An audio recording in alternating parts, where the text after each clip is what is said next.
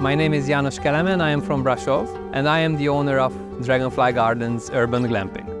We started this business 5 years ago as a small family business. We started off with 4 tents initially. It was a very interesting start, very international. We had 40-something countries in the first 3 months. And getting this positive feedback from the customers, we realized that we need to extend it.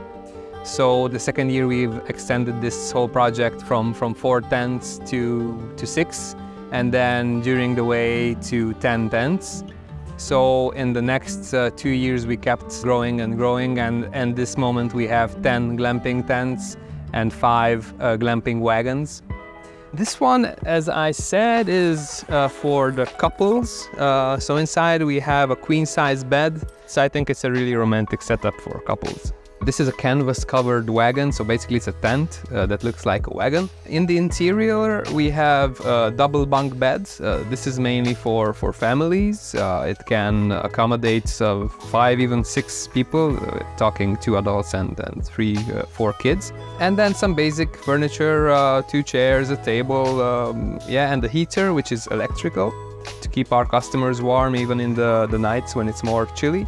So all of our units have a name. Our wagons are named after horses, so mainly horses.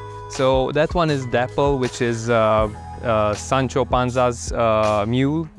That one is Jolly Jumper, which is Lucky Luke's horse. That one is Spirit. That one is Kinchem, which is a famous Hungarian racehorse, and this is the Gypsy. We also have the tents named from fruit trees and usually fruits. So this one is the gooseberry, for instance, because we have gooseberry behind it. But we also have the blackberry, we also have the elderberry, the hazelnut, the lavender, the peach, and so on. And we have one of my specials, it's called the Newton, because it's close to an apple tree and the apples keep falling on the top of the shed, and then you just hear bang, bang, bang all day. So yeah, that's why it's the Newton. So we want to keep this fun, and that's why we invent these little aspects that make the whole project a bit more fun. Our motivation to do this business was that my wife and I, were both working for multinational companies, and we always felt that we no longer want to do that. We spent a lot of time at our jobs. We spent a lot of time just commuting to our jobs, and we said we want to be close to our kids, close to our family, and we want to do something together in our own pace. So we decided to quit our jobs and just go for it and implement this whole project.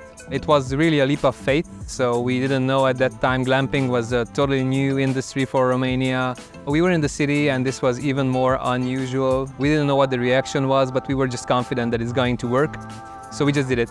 Apart from the motivation that we wanted to do something for us and for our family, we also wanted to bring something new and something different into the whole context in Brașov. We were not very happy about how currently tourism is run, with huge buildings and a lot of concrete, and it was just not our style, and we wanted to do something else. So we said, since we have this land here, which is inherited by my wife's family, and her family has her roots here for the last 200 years in this land, this patch of land, we said, let's do something that combines our will to do something for ourselves, and let's also use this land that we have. So since it was very green, a lot of fruit trees and everything, and it was much closer to our perspective and our way of thinking about tourism than what conventional hotels have to offer, we said, okay, let's combine the two and let's do tourism in this garden. So we wanted to launch a camping site initially, but we said camping is relatively complicated. Few people come with full equipment to Brașov.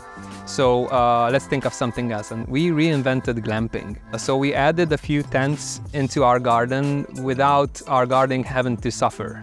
So we kept nature as it was. The platforms, the wooden decks that we made are built around the trees without having to cut the trees. The whole footprint of the whole project was really low. So this was really exciting to us. We said this is the way we need to go because it's a perfect combination of tourism and nature and bringing something new to the city and to this area. We have my grandmother here who is living with us.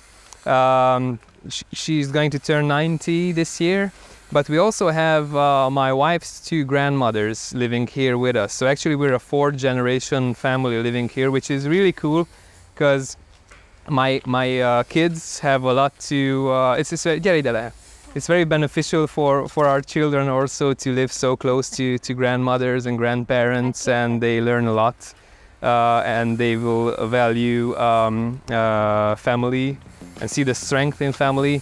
And also they can learn a lot of stuff from grandparents, like from gardens and so on. So yeah, I think it's really good. At the beginning, we didn't have a lot of funds for this project, so we had to do everything ourselves. And this was very good because this helped us understand exactly how this whole project works, because every single small detail is controlled by us and was controlled by us. So we perfectly understood how it works, how it was built, its strengths and weaknesses, and where we need to improve. We didn't go to the store and buy some plastic, whatever chairs that we then threw out in a few years and generated waste. We just really upcycle the materials that we have. So here, for example, you can see a little stool that we made. This is almost all of it is from the garden.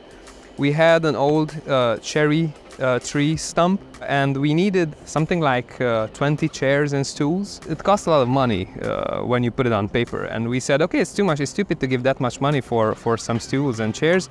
So what can we do? And we found this old cherry stump that we had here in the garden, and we said, okay, why not reclaim it? So we just cut a few slices of it, and then the metallic part is really made of a construction material that we had laying around here. So we just cut it a little bit and bent it a little bit more and made this nice structure. So right now it's a fully functional stool and costing almost nothing.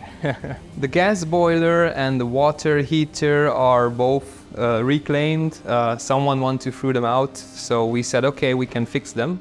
So we just fixed them, and they're functioning for 5 years now. So we saved a lot of money, and then also the environment in a way, because instead of throwing them out and buying new ones, we just reuse the old ones with a little bit of fixing. So I think this is very useful and important for everyone.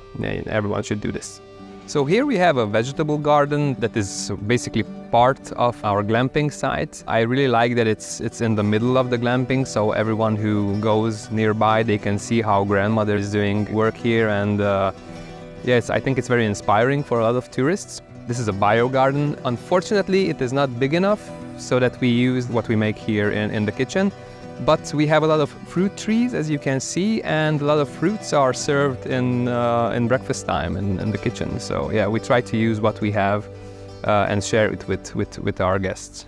We usually try, or always try, to work with local people here. For instance, we have a neighbor who launched a restaurant, but somehow he launched the restaurant here because he found out that we were here, and we have now a collaboration.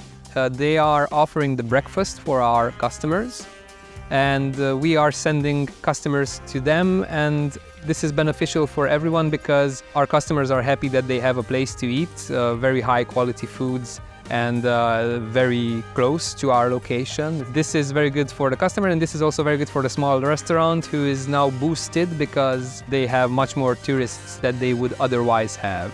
Also, we involve a lot of young people to work with us, also in the maintenance projects, and also in cleaning the tents, and also even in the management part of it, like a reservation management and so on. And this is very good for them because in a relatively young age, they're all in school, they get a sense of how to manage a business. So I would like to encourage everyone who wants to start their own business, even if they have limited funds or knowledge. As much as we can, we like to help, and we want to help, and we will help. But of course, they will need to do their own part and work and learn and grow together with their business.